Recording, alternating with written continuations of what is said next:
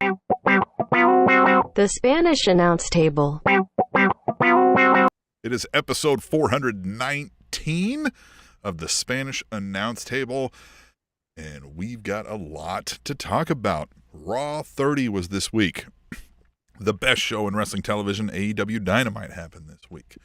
We have a Royal Rumble coming up, so we will give you some picks on a show that we don't really watch much anymore. But hey, listen, we did watch this week with Raw 30, of course, and we will talk about that. And it's a tradition. And it's a tradition. Yeah. So you got to keep the tradition. Yeah, right? You know what I mean? Right. And it's house money. And it's our tradition. With real bets here. Yeah. And it's our tradition. It's not like we're taking this from dead people and it's just peer pressure from dead people. It's like what we want to do. So that's also why.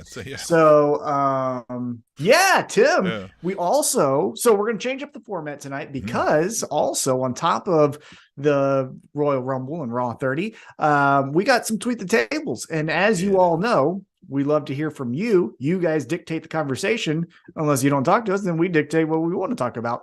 So we're going to start with some hashtag Tweet the Tables. But before we do, 2 of the 3 that we got deals with Raw 30. So before we really do a deep dive into it, let's take a high level overview. What did you feel about Raw 30? Leaving the episode, were you like, that was fucking great, or how'd you feel out of it? It was exactly what I expected it to be, right? I thought it would be, hey, we're going to get some semi-meaningless settings with a bunch of random veterans that pop in that don't necessarily belong to each other, but they'll be put into weird situations.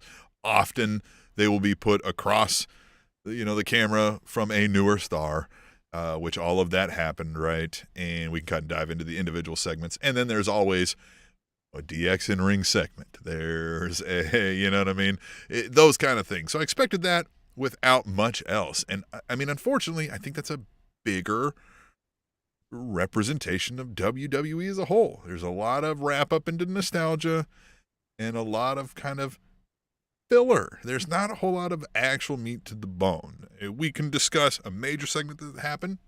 We have some slightly different feelings on it, I think, on this trial of Sami Zayn. And so, I mean, there is that. So I don't want to say everything in WWE is, trash.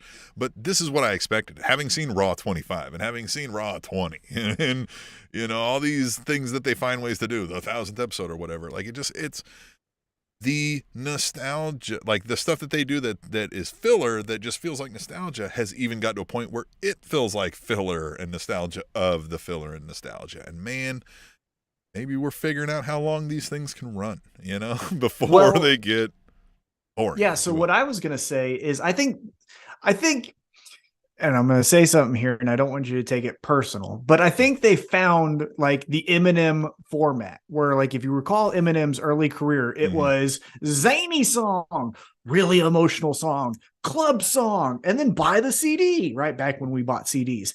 And WWE's fallen into that same thing. DX segment, poker segment, fun, old superstars, and then a really cool match with current stars. Isn't this great? Now, the current, match didn't really happen. The Bloodline, I think, is what kind of replaced that. However, the 2 things, and I don't really remember the Tweet the Tables, unfortunately, off the top of my head, so hopefully I'm not talking over this, but the 2 things that just stuck out like sore thumbs to me is, 1, last week into Monday night, they talked about a steel cage match between Bayley and Becky Lynch. A steel cage match. The motherfuckers even made the steel cage above the ring, right? Like, not made it above, but they had it above the ring all night just to not do a fucking steel cage match. That is so embarrassingly stupid. Yeah. Like, you guys should be punched in your dicks or vaginas for your mismanagement of time. If the fucking Bloodline thing is what made it go, because that's what I've seen on Twitter is the Bloodline thing, right? Then cut DX. Right. Fuck that. Going into that. Second, I said this on Twitter because I did happen to watch the segment, and I almost was a Cowboys fan and broke my damn TV. I got so upset. The greatest wrestler of all time, Kurt Angle. And now again, you can debate, but let's be honest, he's in the conversation. was just thrown into DX. Like, yeah, the biggest and it's not sore even thumb. And here, let's bring that up right now. Yeah. Theo, who's live in the chat right now, he says Raw XXX was snooze fest.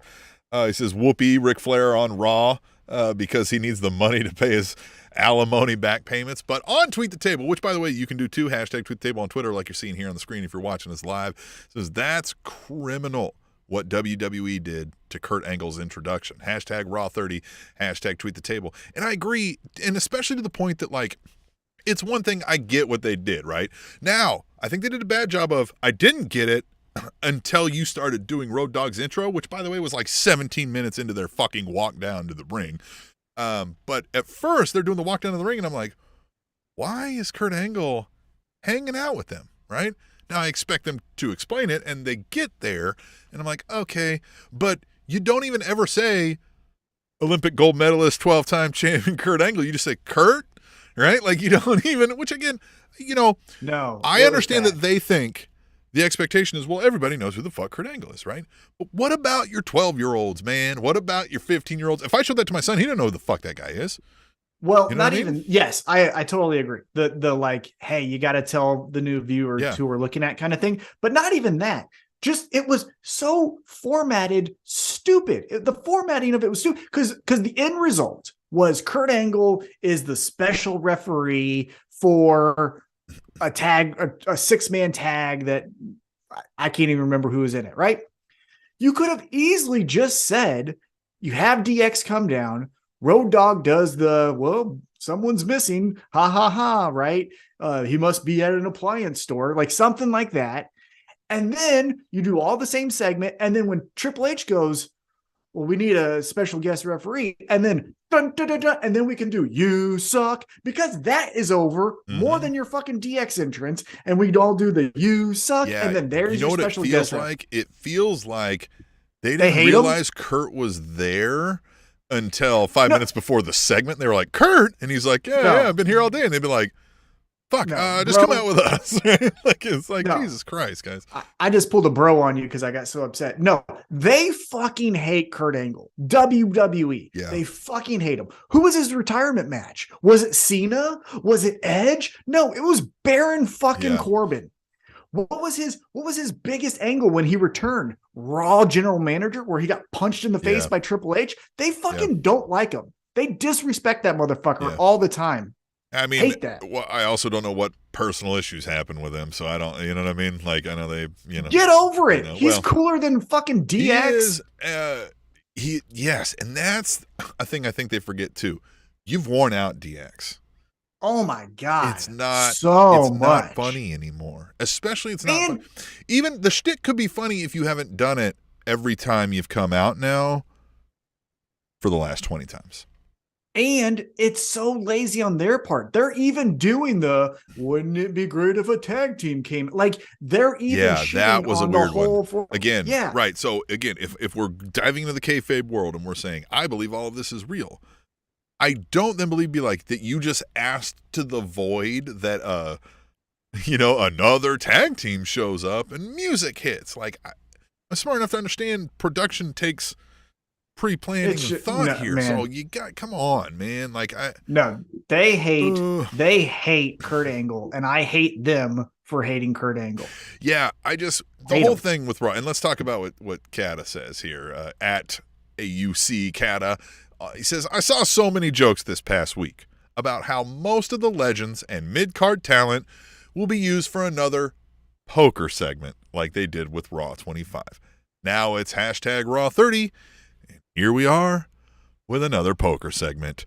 Rolling eyes emoji, hashtag Tweet the Table. And yes, now, to some extent I go, okay, Raw for a stretch of time, poker segment with the APA was a regular thing. So I get if that's a throwback, but to me it's just very empty, right? Like, there's just they don't even do it well anymore. Yeah. They are even going through the motions.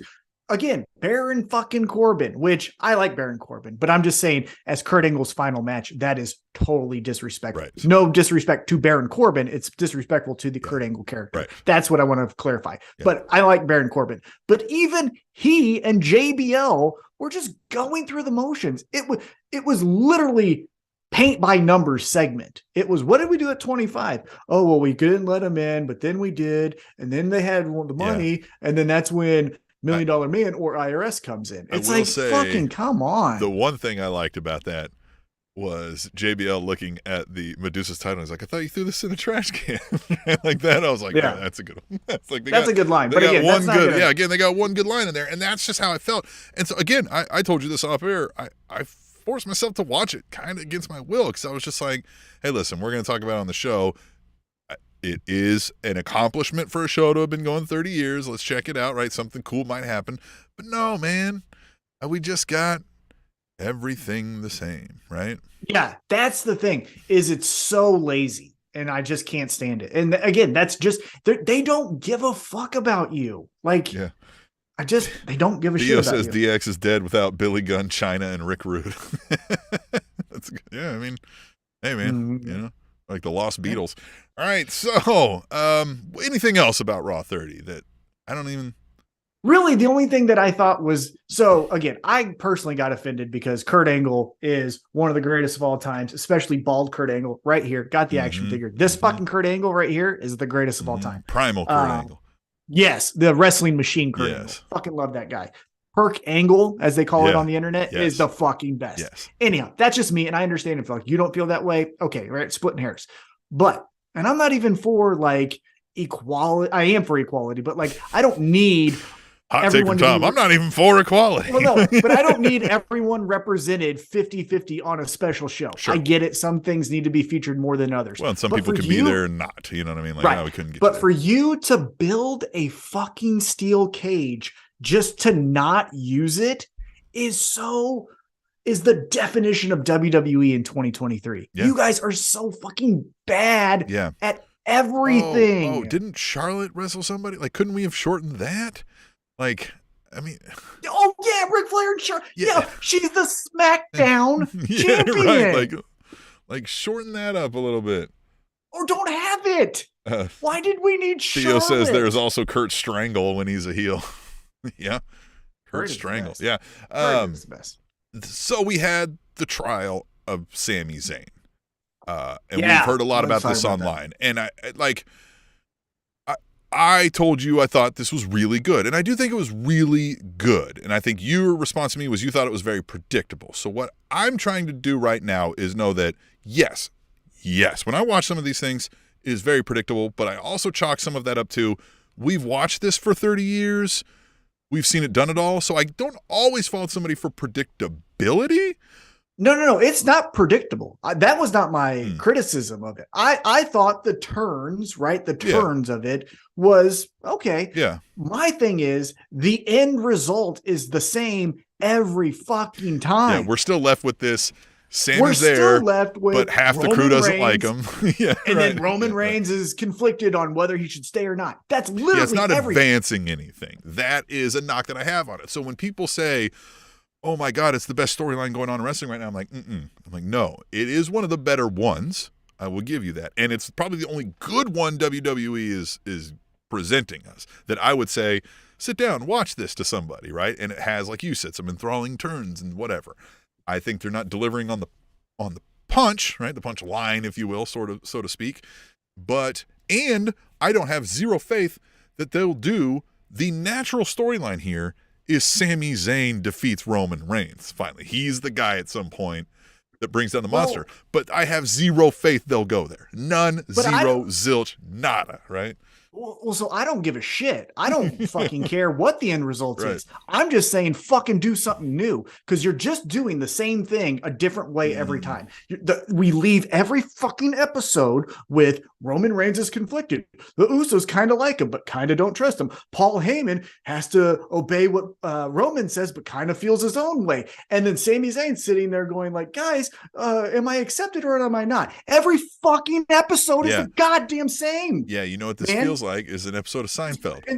Yeah, it's fucking stupid. Right. And so like again, tableshow@gmail.com. Tell me why I'm fucking wrong. I'm not married to the idea that I see this one way and it's the only way. No, but I would love somebody to specifically address what you just said. How are you wrong in that? Yes, all these things have happened, like you said. Storyline went from A to B to C to D, but the whole thing is at A, B, C, and D, we were left with the same end result, and that has never changed and not progressed any further, right?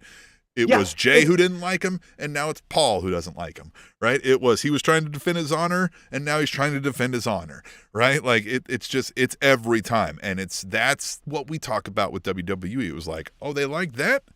Before we go any further, do it 17 more times until they hate it. Yeah, but it's like a math equation where the final answer is 4, but we're just finding different ways to make it 4. So we're doing 2 + 2, right. But then we're doing 4 - 2, but then we're doing 3 + 1. And it's like the same fucking thing is 4 every goddamn time. Yeah. Now, what I will say is it was also, I think, a little more enjoyable to watch just because the crowd was really into it. And sometimes that makes something come off better. But that's what I mean. But that's where I caution people is like, okay, but don't give them some credit for doing something great because the crowd really was hyped and wanted to make something happen, right? So,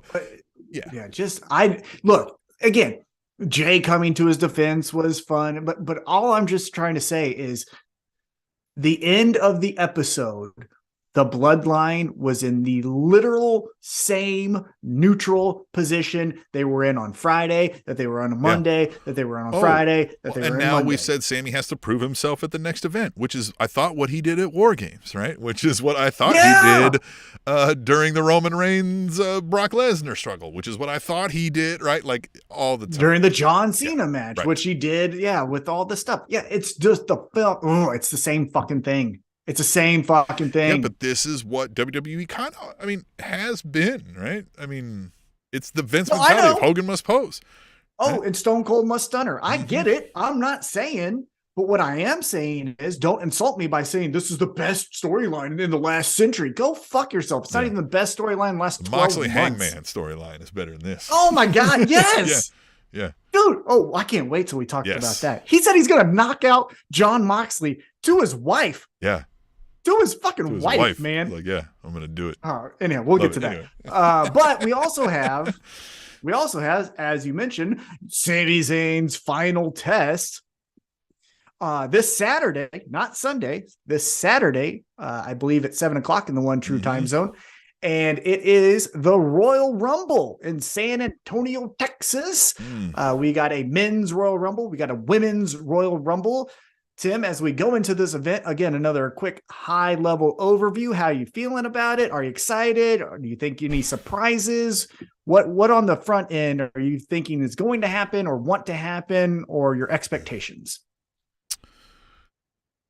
I expect to see a repetition of what we always get. We're going to get a few veterans pop up here. They may even they might even go crazy and pull a New Japan person to show up, right? Like they'll do something. That might be the most shocking thing, right? Where they do this, we've got a Forbidden Door too, right? And it's the newest NXT signee or whatever, right? So you may see something like that, but you'll see the Godfather enters the Royal Rumble, or you'll see a whatever, right? You'll get something like that. San Antonio. I'm trying to think. So San Antonio. I don't think Shawn Michaels. Fucking Undertaker enters the Royal Rumble and gets somebody gives him a damn. Maybe it's LA Knight tosses him out, and then he helps continue. Bray Wyatt continue the thing, right? Well, that would be a long shot too, but I just something like that, right? We're gonna get. Well, LA Knight's not going to be in it because he's in that pitch dark match. Yeah, but people do. Yeah, but he's going to get taken by the darkness or whatever. He's the pig. LA Knight. What? He's going to be the pig. What are you talking about? Bray Wyatt's creating his little fucking freak weirdos faction. Alexa Bliss has already started the transition. Okay. This thing's going to flip LA Knight. He's going to be Husky the fucking pig. Oh my God. If they make, honest to God, quick side note, as we go into this, we'll go back to the Rumble. Because Bo Dallas is the fucking uncle. Yeah, whatever. But like LA Knight's the only thing that I like about this whole story. Oh, he's so good. Yeah. He's so good. He's so fucking good. Yeah, I need more LA Knight if you want me to start watching Raw more.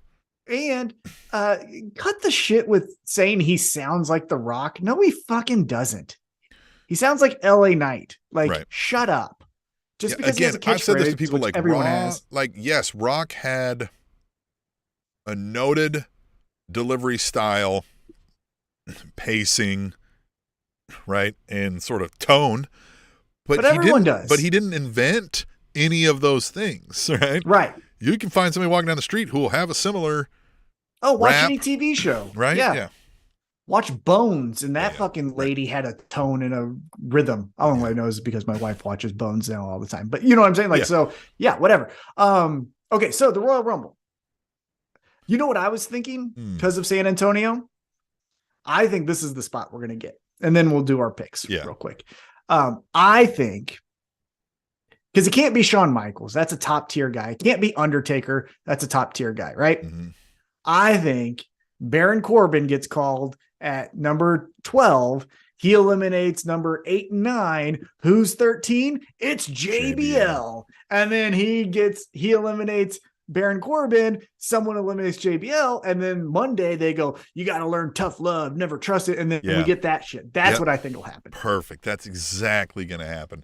I have pulled up on WWE.com, as we typically do on these things, pull up their card so we read it live. Again, this is Thursday, January 26th, so we have a go-home show on Friday that can change a few of these things, so don't sue us if we're wrong here.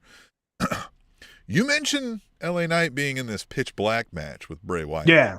But I want to mention right here on WWE.com/shows/Royal Rumble/2023 on their Royal Rumble preview quick hits, where they discuss the 4 matches that they've got on the card here.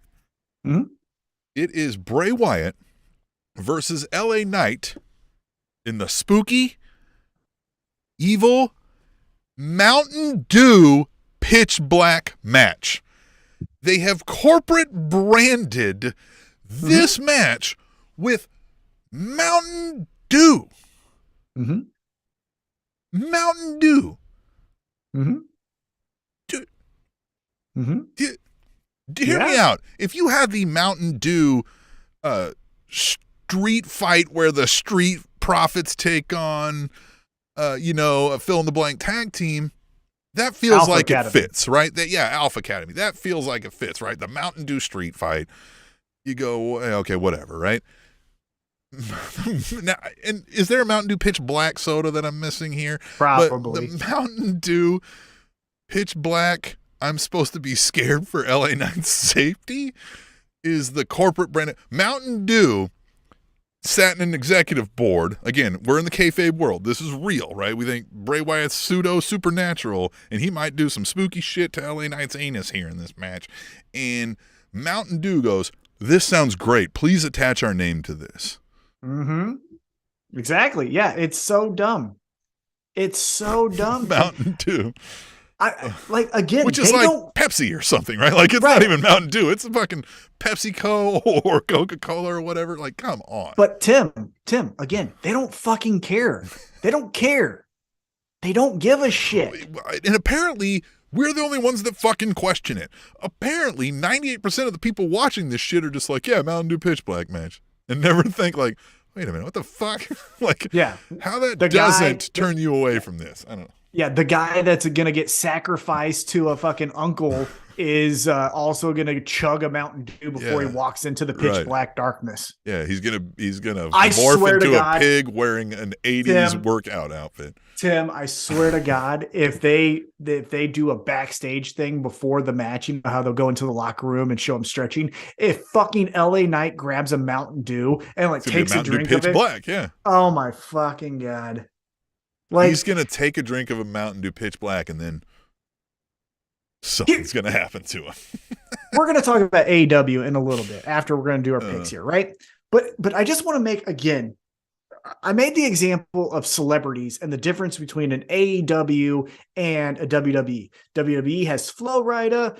AEW has Rick Ross. Who's more hip hop, right? Like, let's be honest there, right? And then again, look at the synergy of what they're trying to do.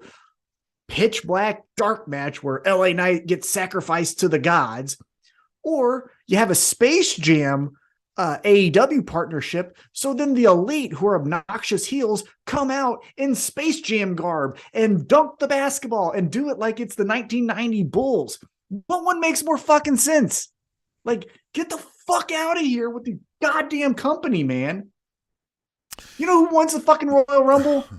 Fucking the devil, because that's who runs this fucking company. Pieces of shit. Yeah. Fuck them. So they've got their traditional matches. We've got this pitch black match, which I mean, predicting that. I mean, Bray Wyatt wins, I guess. Something. Oh, we're gonna do all of them. I don't want to do all of them. Well, I mean, it's fucking 5 matches. Okay, so yes. Yeah. I mean, fucking. No. LA Knight wins because Uncle Howdy makes Bray Wyatt seep more into the darkness, and he takes him and he goes, oh, good. And LA Knight goes, oh, what the hell is that? Oh, where's my Mountain Dew? And he escapes and moves on to the next thing. And yeah, where's the my Mountain Dew? runs out. Yeah, fucking Christ. Bianca Belair defending the Raw Women's Championship against Alexa Bliss. This could be another. Could this be the Bray Wyatt story unfolding this year? Could Bray Wyatt beat LA Knight and turn him into his follower? And now Alexa Bliss wins the Raw Women's Championship through spooky dark means, and now she's, probably not. Well, Bianca Belair wins. Yeah, I think Bianca Belair wins, but I think this is, again, just like how Uncle Howdy turns Bray Wyatt more evil, Uncle Howdy will turn Alexa Bliss more to the dark side. Because if she wins, well, great. This is as evil as I need to be. But if you lose, you go, I have to go deeper. And then that's where Uncle Howdy goes, come here, put on some black makeup. Like winning the title and suddenly being dark and evil doesn't make sense. You're right. Yep. You got to go deeper. Be on top. She's got to have a purpose for being evil. Yeah. Yep. Okay. And then the undisputed WWE Universal Champion Roman Reigns taking on Kevin Owens. I don't feel like Kevin Owens wins this. No, come on now. No, it's Roman Reigns. And Sami Zayn beats up Kevin Owens, maybe, or tries to maybe look stupid, and now Roman's like side eye him and be like, "I knew you failed the test." Yeah, I think that'll happen. That's what, and then we'll do another prosecution of Sami Uso on Friday Night SmackDown, and this is where the Usos actually go like, you know what? This is fucking dumb. You're not Usi. Remember that one time he said it? Let's all keep saying it. Usi. All right, so let's start with the women's 30-woman Royal Rumble match. They currently have 7 names tied to it on the website. Liv Morgan, Raquel Rodriguez, Rhea Ripley, Candice LeRae, Shayna Baszler, Zelina Vega, Emma. So this, I think we'll see more veterans in because, look, we've only got 7 fucking names. You'll see a couple NXT folks, to fill this in. But I'm going to go out on a limb here and say Rhea Ripley wins this thing. All right. So I don't know the order. I assume the men's match will go last. I assume the Roman Reigns match will actually be the main event, not the because I think that's more important right now than the Royal Rumble matches. However, I'm going to spoil a little bit of a prediction I have for the men's Royal Rumble. I think Rhea Ripley's in it. I think Rhea Ripley's going to be in the men's Royal Rumble and do some shit there. So I don't think she's going to win the women's Royal Rumble for that reason. So I'm taking Becky Lynch because what else is she going to do? Right? What else would she do?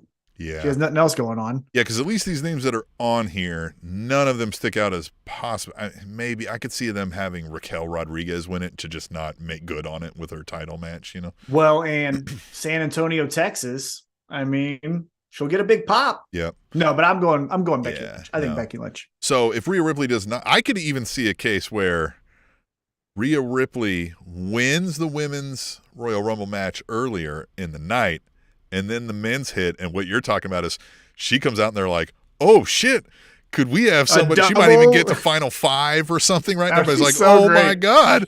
And then, because I would love that if also the rest of the Judgment Day folks are out there. The only thing I like about the Judgment Day is how they react on the outside of a ring while one of their members is in the match, right? Because they have a very sophomoric, like, wow, look at my dick, right? As this is going on, laughing at everybody's misfortune. So if they're doing that the whole time, like pointing and laughing at guys that get eliminated by Rhea Ripley, that would be the most entertaining thing, I think. So I kind of want that to happen, right? I want Rhea Ripley to win the women's, and then later she comes strolling in at like 24 in the men's, and everybody's like, oh, snap, get her to like Final 5 or even 4 to where you go like, nah, right? Like, nah, right? You know what'll happen? Even though if you wanted to throw, sorry, and I'll let you get back to that. If you wanted to throw away this because you're like, hey, we can't have anybody beat Roman, have like Rhea win both of them, right? And then how do we address that? Awesome. Right? Yeah, right. That would be awesome. No, I think so. I think Rhea Ripley will be in the men's Royal Rumble. Mm-hmm. I think she will be eliminated by Dominic Mysterio. Hey, I serve time. I'm a different man, mommy. Oh, what? Crack and then she likes it. And then she likes it. No, she's like, ooh. Oh, notwithstanding, this is the best stuff Dominic's given us. Well, yeah, because it's fucking dumb. Yeah. I love it. I love how he called him Con Dom.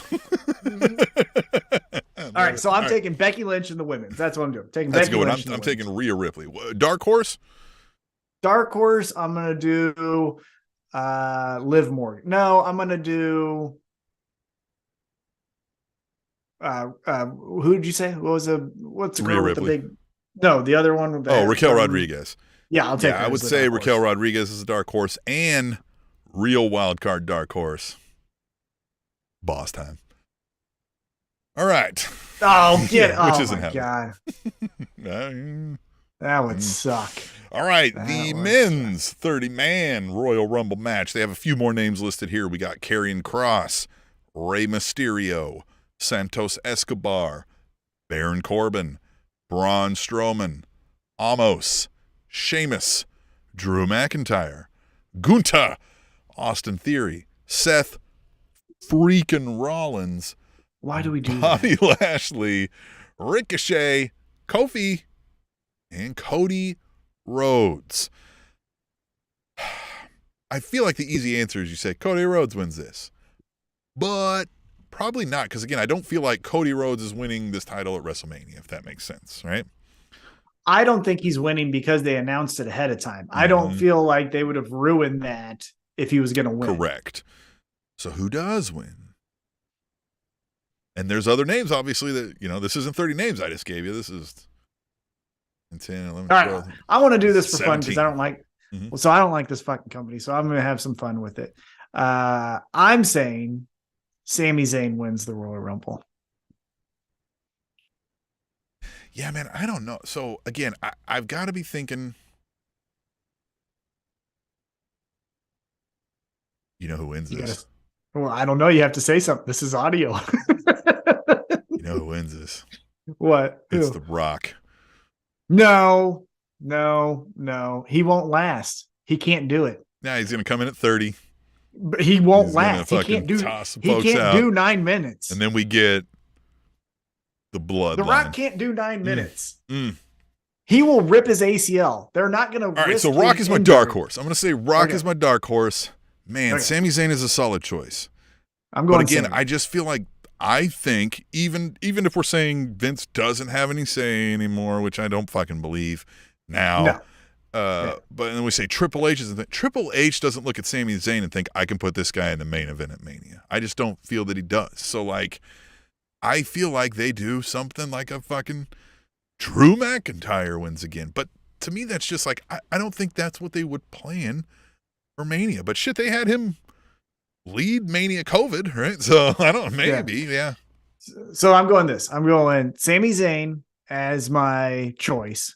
And dark horse, I'm going Seth Rollins. And I'm not saying freaking, that's goddamn stupid. Ooh, yeah. Seth Rollins. Because then you could have a showdown, this Shield showdown. They did it at Royal Rumble last year. What about dark horse Gunther? No, he's Intercontinental Champion. Yeah, again, the whole thing is they've kind of ruined the Royal Rumble with the idea that the Royal Rumble winner gets the Mania main event. Because now it has to be one of those guys that is like Seth Rollins, The Rock, right? Or somebody right on that cusp. And I just feel like, yeah, they might think Gunther's a guy we could move into the main event picture, but he's not, let's put him in the main event at Mania against Roman Reigns main event move up right now. You know what I mean? Not yet. And unless you're the Ultimate Warrior, who was the Intercontinental Champion, like, you know, someone like that, you're not going to hold the IC championship and then also challenge for the double champion of Roman Reigns. Like that, having the championship in my eyes always disqualifies you. Like if you're the IC or US or whatever, like Austin Theory's not be in the damn match for one, like you're not going to win. So I'm going to say the winner is Cody Rhodes and my dark horse is The Rock. All right. My winner is Sami Zayn. My dark horse is Seth Rollins. Yeah. Are you excited about this though? Are you excited? Are you going like, yeah, man, Saturday, turn it on? Or are you just going to be like, oh, Twitter says the Rumble started. Yeah. You know, mostly because I'm lazy and I haven't figured out how to do it. I still have my Peacock subscription. So like if I don't have anything going on Saturday and I see social media mentions start going like, you know, Royal Rumble, I'm like, oh shit, I may pull that up. By the way, you know. Yeah. Well, by the way, speaking of predictions, Theo says on the YouTube chat, he says, I'll bet Uncle Howdy is Vince. Oh, God. Oh, man. I mean, isn't he a character in the fucking Firefly thing? You know what we didn't talk about in Raw 30? Was the Undertaker showing up. And he does the dead man instead of the Undertaker, right? Which I get. Okay, so we're saying like, okay, kind of what we were saying. You do the same thing every time, right? So, okay, well, we didn't do the same thing, right? We didn't have Undertaker come out and gong and walk 14 seconds. So we went back to dead man. But then you had him in a segment with the spooky guy, and you had him seemingly de facto kind of pass a torch to said spooky guy. But now he's not in his spooky gear. Now he's in his fucking motorcycle gear that he can't figure out how to turn on. And it just like it. And it also felt like, you know what it really felt like to me was they were like, Taker, awesome, let's write you into the show. I didn't bring my gear. What? I didn't bring my gear. Be like, fuck. Well, I could do the dead man thing. Give me a motorcycle. Like, all right, fine, fuck. Somebody call the dealership. That's what it feels like. My favorite part of the whole segment is when after LA Knight gets dispatched by Bray Wyatt and Undertaker gets back on the bike, he can't turn it on, and a fan actually has to help him turn it on. He's like, hey, if you actually hold the clutch down and then turn the key, you'll get it. And he's like, really? And like, watch it. Go back, watch it. That's the fan tells Undertaker, the biker, how to fucking start a motorcycle. Should have rode in on a Tiger, right? Isn't he a Tiger guy now? Oh, yeah, he's a Tiger King guy. Yeah. Yeah, cops and tigers. He fucking loves them. I'll tell you what, he just loves them. Hey, speaking of cops and tigers and loving them, let's head over to AEW. And in cops AEW, and tigers might be this episode. Yeah. Well, another guy who loves cops and tigers kicked off the show in AEW. AEW Dynamite took place last night. Chris Jericho. He does love cops and tigers, doesn't he? He teamed with Sammy Guevara, and he took on the La Sex Gods took on the team of Ricky Starks and Action Andretti. Tim, let's have you answer this question that I asked on our Twitter page at Table Show. I live tweet during all AEW shows, pay-per-views, rampages, dynamites, all of it, but not the YouTube shows. I asked the question, how do we feel about Action Andretti? Do we love him? Do we hate him? Do we not care? Are we waiting to see how this develops? So I will pose that question to you. Action Andretti in January 2023. How do you feel about him? I feel nothing. He doesn't move anything for me, right? When I see him, I'm not like, oh, this is going to be great, or oh, I'm going to see a cool move. You know, like and even at that, we've discussed, like, even if I saw a cool move, I'd be like, great. Fucking the Young Bucks can do that, right? Or so can anybody, right? Like, there's no substance here, right? The only story that comes now with Action Andretti is that he beat Chris Jericho 5 fucking weeks ago or something, right? So, like, why do I care that this guy is coming out and just inserted into this now? So I love that AEW will do this, right? We're going to throw a guy out there and give him a shot. If the crowd takes to him, well, hey, we got ourselves a star. But they also, if from my memory, if it doesn't work, they go, hey, man, thanks. You can keep wrestling on Dark, or maybe we'll try this again sometimes. And I think that's where we're at with Action Andretti now. It's not hitting. People aren't going to be like, this is the next big thing. So let's get him back to Elevation. Again, there may be something there, right? Oh, young, energetic, got a good look. Like, you know what I mean? As far as like, he's a good looking kid is what I mean. I don't know if he's necessarily what you would call got a great look for wrestling, but just like, you know what I mean? Like, he's not a bad looking kid. He looks like a wrestler. Right, yeah. He looks like a wrestler. Yeah, exactly. So like, I think there's stuff there to work with. It's just, you know, I miss Miro, right? Like, why is Action Andretti here? Well, so that's one, right? I miss Miro. I miss more of Brody King. I miss more of other people who aren't featured as much, right? That's on the front end, but that's just, I wish they had more time. I wish that, like I said, for my Christmas wish, I wish that Rampage was 2 hours, not 1 hour, right? Now, I want to give them credit. That's what I was doing while you were giving your feedback on Action Andretti. But during Dynamite, the real Snowden, Jonathan Snowden, he's an amazing writer, did the biography for Ken Shamrock. He's done Total MMA. He's done all these things. He's also a very well-respected voice in the pro wrestling community. He said, Action Andretti, giving me real Prince Ikea vibes. If you remember him from WCW, where it was like, hey, this guy's good. He's never going to go past the first match, but hey, he'll give you a fun first match. Honestly, both of those were the very early Rocky Maivia, right? Like if Rocky Maivia had stopped and said, all right, well, this ain't working, I'm going to do something else, that's exactly how we would remember it. Yep. Now, the other thing that I'll say, and this is just a pro wrestling trope that is not AEW's fault, it's not WWE's fault. We've just done this since the start of wrestling, right? Pro wrestling. Action Andretti and Ricky Starks, why, other than they don't like the JAS, are they friends? Are they hanging out? Are they having dinner? If they are teaming together, because what's the phrase? The enemy of my enemy is my friend or something, right? Right? Well, then tell me that they're like, hey, so we've been getting these reps in. We think we're a real good team. So, if the tag division has an opening, we might actually want to do that as well. Like, give me more than just, I don't like Chris Jericho. But it also, and that notwithstanding, right? So inexplicable why they're teaming other than very loosely of like, hey, we both hate this guy, which is, we've seen that done 1,000 times in pro wrestling as well, right? Like these two guys hate each other. But right now you're doing that with a guy who otherwise we've been seen as going skyrocketing himself into higher territory. Keyword being himself, right? Like, he's the fucking cool guy that we want to do the fucking pose and we like a swagger.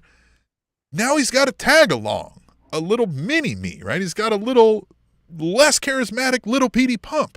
You know what I mean? Like, it's not feeling right.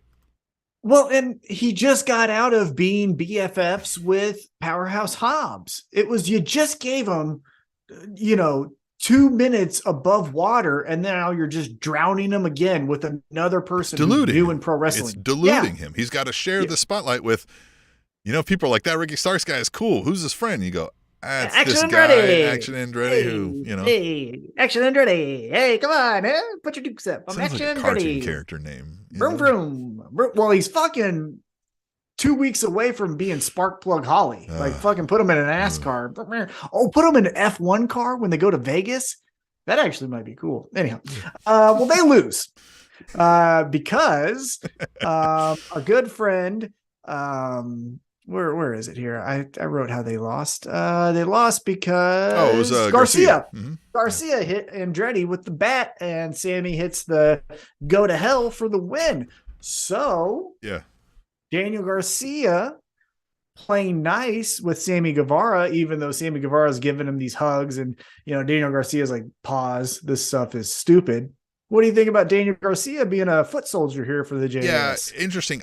We're venturing into some of this territory too again, where we're like, is he in? Is he out? Is he in? Is he out? Is he down? Is he not? But Garcia has had sort of that conflicted attitude towards the group the whole time, right? The whole time. Yeah, he's been like, hey, listen, these guys are dorks, but this is a legend in the business who can make or break me. You know what I mean? Like, so I'm going to do this, right? Because this is going to benefit me by helping him along the way, right? Whether I like him or not, fuck it, right? Like, I don't really like any of you, so it's him, right? Like, if I can go with it, he's got the power, right? Big Dick Chris over here, right? Like, so that's his next nickname. You know that's coming. Right, yeah. I think you're right. So the part I liked too was when they all did the like rip off of the pants, and I think it was Garcia's like landed on Jericho's face, and they got to all stand there and like play it off. And Jericho's even like, "You son of a bitch." Sorry, like, man. I loved it. Yeah, that's where we're. Sorry, man. Yeah, I love that. Yeah, yeah. I mean, again, this just all right. Well, here's yeah, and here's not to steal another take from someone else, but I do agree with it, and I can't remember who said it, so I apologize. I saw it on Twitter. But this again feels like classic Jericho AEW, where it was a great 4-week story that is now in its 6th week. Mm-hmm.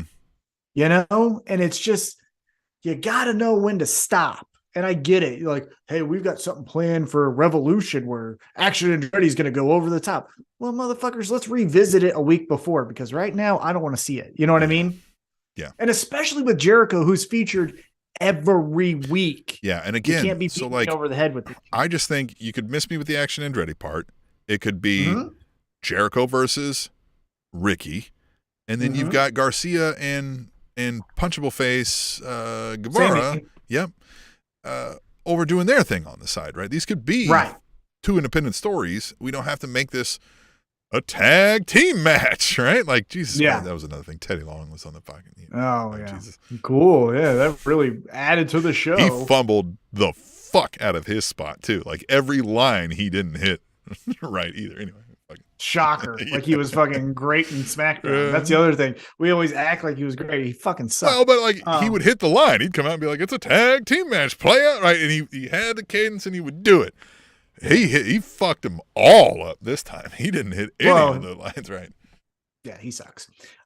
He was cool in Doom when he was the manager for the tag team Doom in WCW. Loved him then. Hey, so after Chris Jericho and Sammy Guevara win, we get really heavy, and we're just going to address it now. We're going to get to the end. Tim, I'm not going to be completely honest. I might need you to tell us what happened in the main event, because I don't know if I can get through it, because I honestly cried like a baby.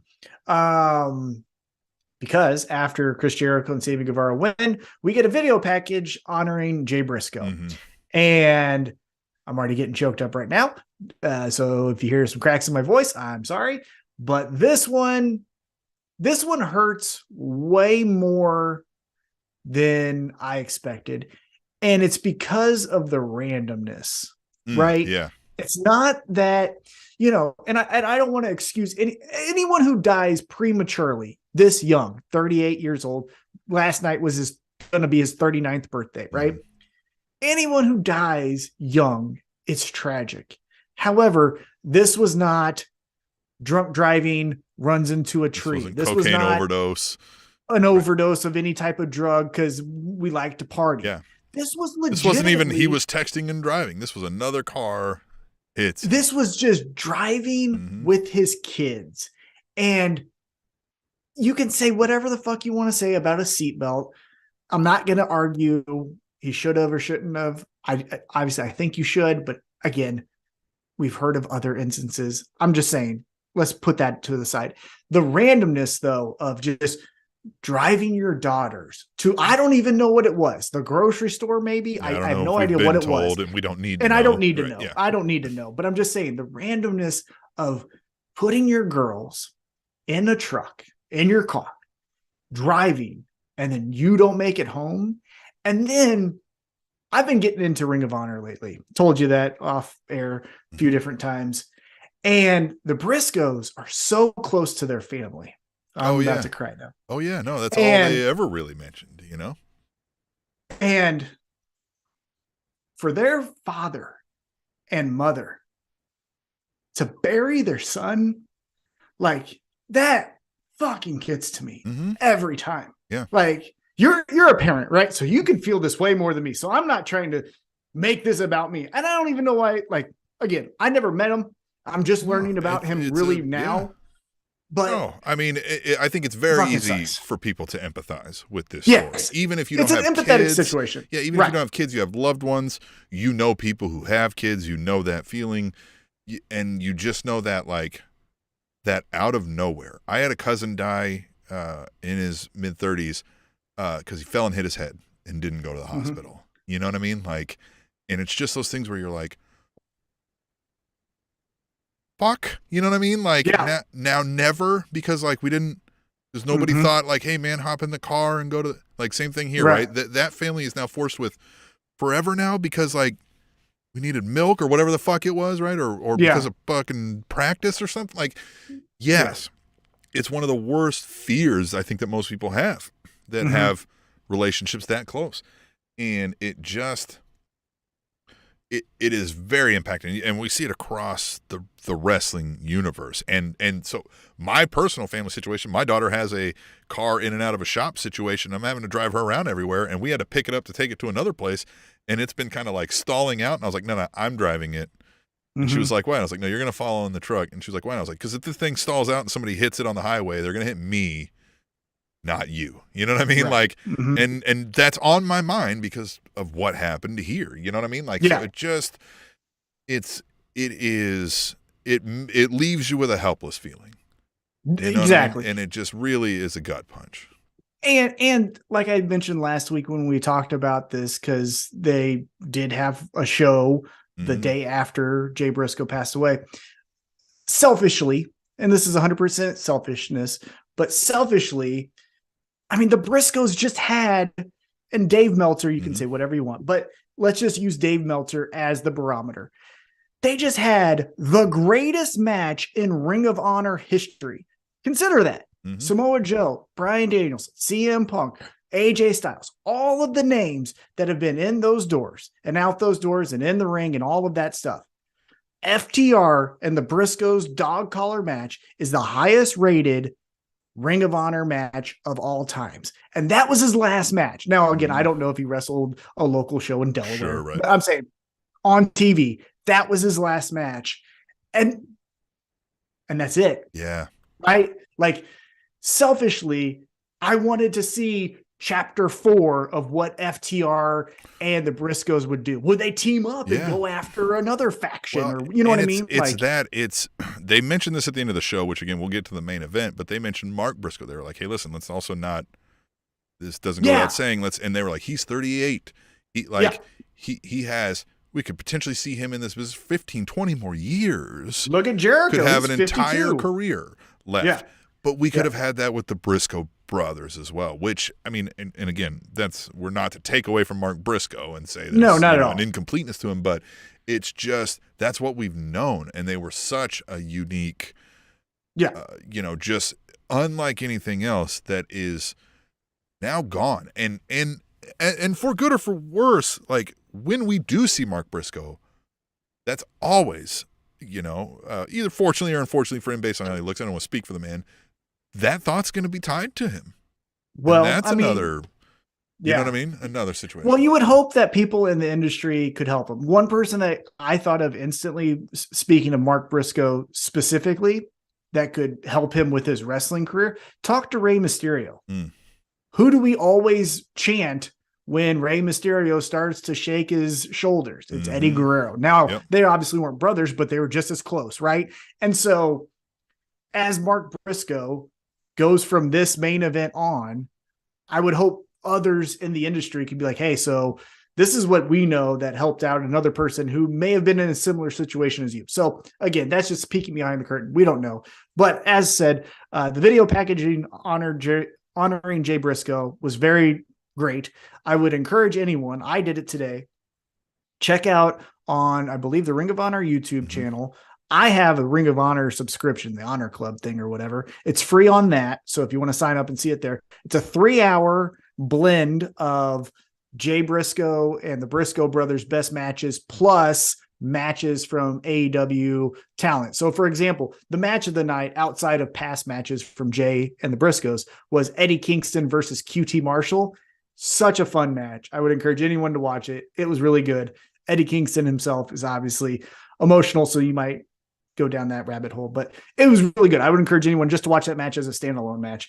But I would also encourage anyone to check out that program that AEW put together. Well, and I think the phrasing they used that really hit me too was, I think it was the ROH announcers before that main event where they mentioned They were like, whether you liked the Briscoes or not, like something you enjoy in wrestling is deeply, heavily influenced by I tell you what, Jay Briscoe. As I mentioned, I'm getting really a deep dive into Ring of Honor. Now, I was curious anyhow before this unfortunate incident. I was curious because of the Briscoes, if I'm being completely honest. After that double dog collar match, I signed up for the trial. And today, like I mentioned to you before we started, I've watched the Briscoes versus Nakamura and Okada. I've watched the Briscoes versus Amazing Red and AJ Styles. I've watched the Briscoes versus Cody and Hangman. I've watched and then I've watched their promos, and such an incredible team and such incredible talent. About the Briscoes that I think we haven't even touched on this aspect of it is there are a small handful of folks that we can reference in this business that did not need the WWE's machine to help further their career. To be that, yeah, to be that. The Briscoes iconic. are one of those acts. You know what I mean? Like you had Sting. I mean, Ric Flair already established that for himself before the WWE. Yeah. But it's these kind of little things where, like, man, like very few had enough unique ability, talent, and drive to be looked at as an industry-wide leader outside of that. The Young Bucks come to mind, right? They've made a whole career for themselves where they haven't needed that machine. You know what I mean? Totally agree. But it's very few. It is very few, and the Briscoes are one that stick out definitely. Like, in fact, it's not even that, like, they're the type where I don't think ROH made them. They had a heavy hand in making ROH. You know what I mean? Yeah. 100%. Yeah, they were the ones that were as the Ring of Honor business was changing, where we're going to go with Bryan Danielson and Samoa Joe and CM Punk. Well, now we're going to go into the Christopher Daniels and Young Bucks and Bullet Club. It was like the Briscoes are still right fucking here doing the same shit, and they're going to be fucking awesome, and you're going to love it. Anywhere they show up, deal with it. They get that, colloquially, the Road Warrior pop, if you will. Like, if they would have rolled out on the Royal Rumble, the place would have lost its mind. Oh, geez, yeah. Oh, yeah. As I mentioned, I was been watching a lot of Briscoes. One talent that reminds me of the Briscoes, or the Briscoes remind me of this talent that I told you, and I just wanted to say on the podcast, Terry Funk. They have the believability of, like, I could stab you in the fucking face with this fork, or I might have some fun with it and make you laugh. But I'm authentic in both situations. Because, like, I sent you that promo that they did where they were talking about Kyle O'Reilly and Davey Richards about the jiu-jitsu guys. Yeah. And it ends with Mark Briscoe shooting a gun because he thought the promo was over and it scared Jay Briscoe. Yeah. Like, they're going to kick your ass. You believe them. But oh shit. They're a bit of a loose cannon. But they're also, they're blue collar-esque. They're a little grimy. They're chicken farmers. They're chicken farmers, right? They are like, we're showing up with shit covered boots to this. Yeah. And like, we got to get back to the farm, boy. You are wasting our time, right? Like, let's get this fight done.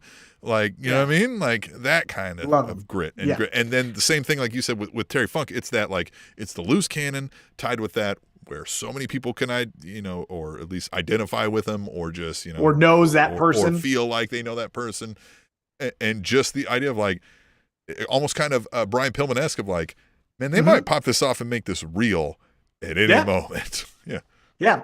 And again, credit to them throughout their entire career, because as I mentioned, go back, it's not that long ago. It was early this year and into late last year. The promos between the FTR and the Briscoes, now that peeking behind the curtain, that they were such good friends and there's pictures of them drinking a beer after their matches, I couldn't fucking think that was true. Right. I really thought they hated each other. They're really fucking good. So credit to them. Again, as we mentioned, long-winded way of saying they played a video package honoring Jay Briscoe. If you haven't seen it, definitely take your time to watch it. Then we get into the in-ring action, and it was for the TNT Championship Open Challenge. It was champion Darby Allin taking on challenger Buddy Matthews. And Darby Allin gets the victory here. But what did you think of the match? This was the match where a winner gets to paint their whole face, right? something. Yeah. Right. I thought it was interesting because I didn't know what Buddy Matthews was doing because he wore the mask all the way up until the bell rang. Yeah. And then he took it off. But he's got his Like, this. Yeah. This was like, is this a tag team breaking up? You guys got the same face paint going on here. Yeah. I didn't understand what that was supposed to do to Darby. Man, I really tell you, I know they wanted to make the House of Black, and I know he fit in with the, you know, the storyline from the other universe, but this Buddy Matthews thing is a miss for me also. Yeah, I think Buddy Matthews, who did we describe this as? As someone like when you ring the bell and you show the matches, it's fine. Everything else afterwards or before, I don't give a shit about. And that's kind of him, right? Like, I bet you if he has a match at All Out against Kenny Omega, we're going to be like, holy Cesaro. That boy that's goes what we said. Hard, right? It was Claudio. That's who we yes. were talking about. Yeah. Same kind of vibe with Buddy Matthews, where the crowd will ooh and awe. Oh my God. He will look solid. You'll be like, that guy can beat people's ass. And he probably absolutely can. Like, I don't want to take that away from him either, but. And then after he wins the match, and next week when we hear from him, we're going to be like, what the fuck was that? What the fuck was that? But at this point, you're the third best guy in a faction that barely gets any TV time. Yeah. Now, I will say, so Darby Allin picks up the victory, and I said this again on our Twitter page at Table Show. Darby Allin's schedule in just 2023 is fucking insane. They mentioned he was in Japan with the Great Muta and Sting in a 6-man tag for Great Muta's last match, I think, in Pro Wrestling Noah.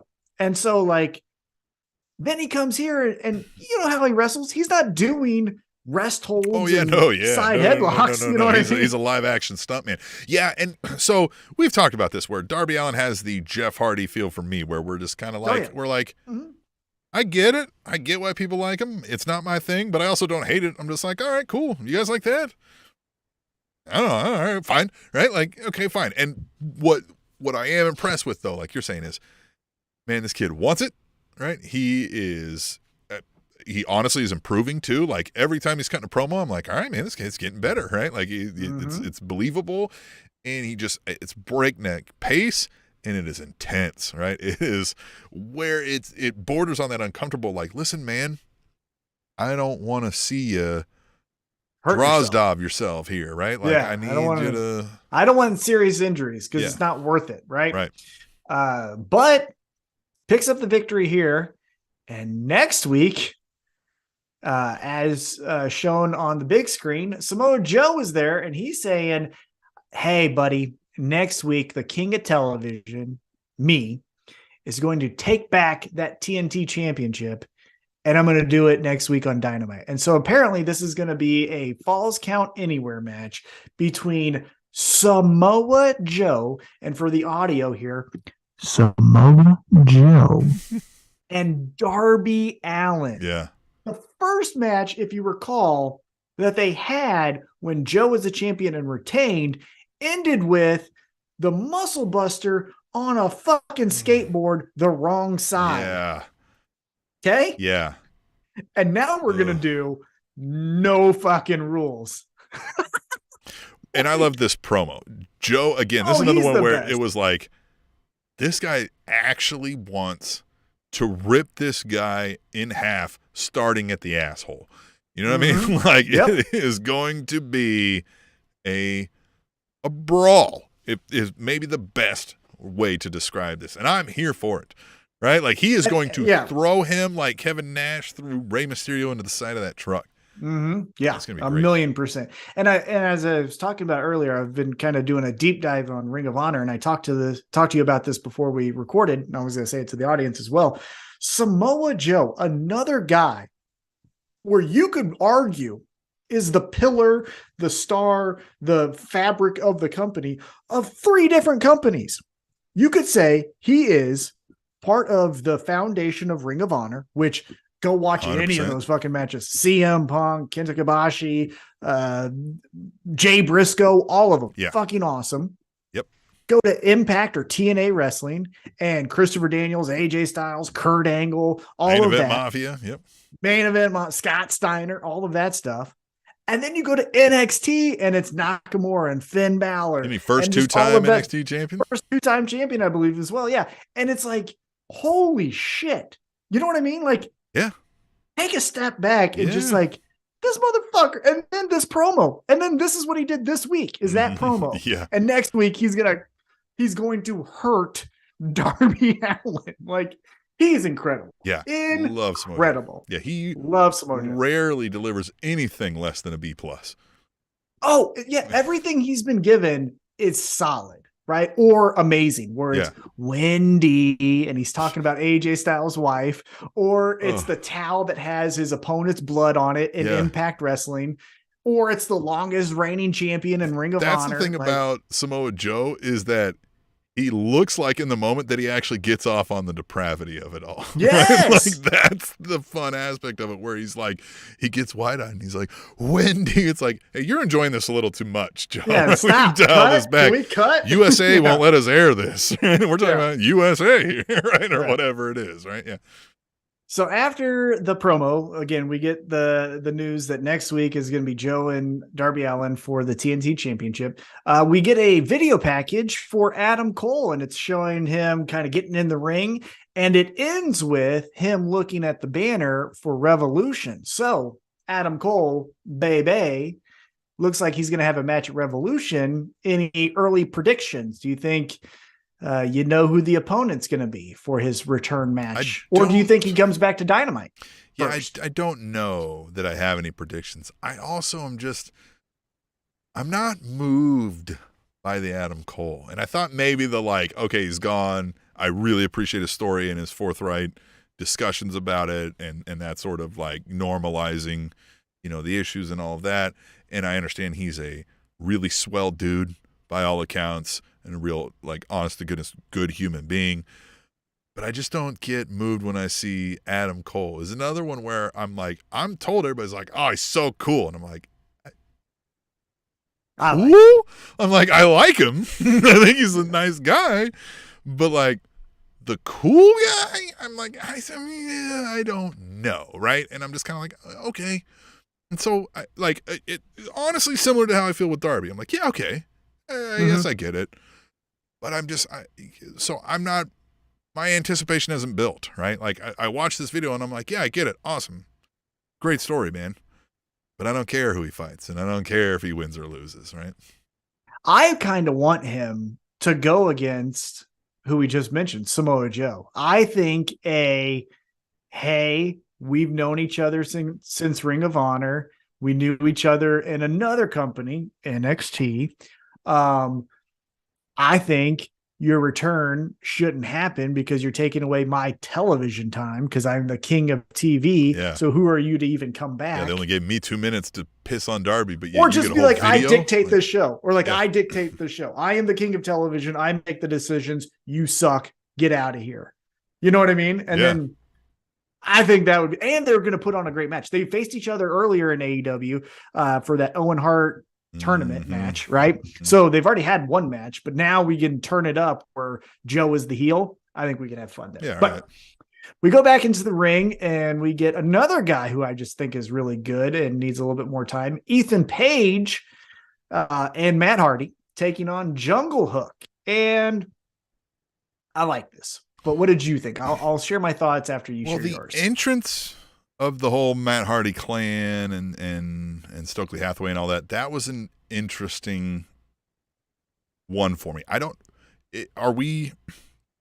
So the private party kid's is he gonna start peeling off of this group? Because he was like, nah, F you, I'm not saying he's the best or whatever. And he's like, oh, really, where should? And then he's like, put my chain on, right? It just, that one felt weird. It's like, why are we punking him now suddenly, right? Well, they've been punking him on the YouTube shows, right? So they've been Ethan Page and Stokely. So they're just punking everybody? They're just punking they punk Matt Hardy and Private Party. Okay, they're putting them down. So here's a couple thoughts that I have about all of this. First off, Matt Hardy and Private Party. We've done this now with 6 different people. It was Andrade, and then it was the the Matt Hardy family office where Private Party was doing the contract thing with them. And now it's the Firm and Stokely Hathaway. You got to find something new. If you're Private Party, be fucking cool, because Top Flight is lapping you now. Yeah. The gimmick is Private Party. We started half doing that at one point where they were letting people into deeper into that. And that means you're the VIPs. Yeah, Matt Hardy ain't making you a VIP. You know what I mean? Like, Matt Hardy can't get in the room. He's old. He's fucking balding. He doesn't have knees. Like, he can't get, like, he ain't dropping it low here in the goddamn VIP. There's no, you know what I mean? There's no Matt Hardy in the champagne room. You know what I'm saying? Exactly. So Private Party, you're getting lapped by your contemporaries because you keep getting stuck in these, my contract is with this person now. Fucking cut the shit. Matt Hardy, I think you're good. I think you're fine. I also, again, I would rather see Miro. I would rather see more Brody King. I'd rather see more Ricky Starks. Like, save yourself for YouTube. I don't need you on Dynamite again. Yeah. Like, I don't hate you, and keep working with all the talent who needs you. Go with Action Andretti on Elevation and have a fucking 3-month feud. Matt Hardy and Action Andretti makes a lot more sense than Matt Hardy and Private Party. Exactly. Go. Or feud or be together. Like, just go over there. But hear me out. Right? You got a high flying young kid. Yep. Bounce around all over the place. That feels like somebody a Hardy would mentor. Exactly. Now, on the other side, Jungle Hook. God bless America. You know I love Hook. Hook is the fucking man. Yep. Hook is cool as shit. It's Hook. Hook doesn't need to be hanging out with Jungle Boy. Same thing that we discussed with fucking Ricky Starks. Ricky Starks. Yeah. Hook. And again, we did this. Hook was on this rise of, like, everybody loves Hook. And we paused it for a second and we did this thing with Danhausen. And I think we all gave that a pass because it's fucking Danhausen and everybody loves Danhausen. And it's fun, right? But Hook, like, and Jungle Boy, like, first of all, both of them were kind of on this, we're going to raise them up. But now, again, it's why are they friends? They should kind of be competitive. Like, they're in a similar spot, right? Well, now, that's what I want. Are we doing that to get there, maybe? That's what I want, right? So I want hey, we beat the Firm 3 times in a row. One of them says, probably Jungle Boy, because Hook doesn't really talk. Jungle Boy says, hey, man, tagging with you has been great. Now that Darby Allin's beat Samoa Joe, I want to go up against him for the TNT Championship. And then Hook looks at him and is like, Tony Khan said, I have the shot next week. And then Jungle Boy goes, you motherfucker. And then here's some dissension. Here's some rivalry. Because, again, they're going like this. We just had Jungle Boy leave a tag team in Jurassic Express, and we just had Hook leave a tag team with Danhausen, and then what'd you do? You put him back in a tag team. Yeah, but I almost hate this because, yes, I mean, I feel like I could write a bunch of stories, right? Like, Samoa Joe's like, he's talking shit on them, and he's like, fine, I'll take on one of you and defend the title, and they're like, all right, and Jungle Boy's almost like, all right, well, which one of us is it going to be? And Hook just fucking, whoop, see ya, right? Like, it ain't going to be you, bitch. But now we've kind of shit on Jungle Boy, and now is Hook a heel? Like, I don't like the outcome moving forward of any way you would book it. Now I feel like you've booked yourself into a corner, right? One of these guys has to kind of look bad. Well, Hook should be the heel. Hook should be the heel because Jungle Boy's not going to be a believable heel. But I feel like I don't know that you can successfully heel. Well, here's how I would do it. Okay. Right. Here's how I do it. This is how I felt after the match. And Jungle Hook wins. That's kind of irrelevant. The Firm's not a real viable team to really beat up people, even though Stokely Hathaway's fucking awesome. This is what you do. Mm-hmm. I think Darby Allin beats Samoa Joe next week, right? That's my prediction. So Darby Allin is your champion. We've got some weeks, but I think you lead to Revolution, triple threat, Hook, Jungle Boy, Darby Allin. That's your future. Check it out at Revolution, because in 3 years, this is probably going to be the main event for All Out or whatever it is, right?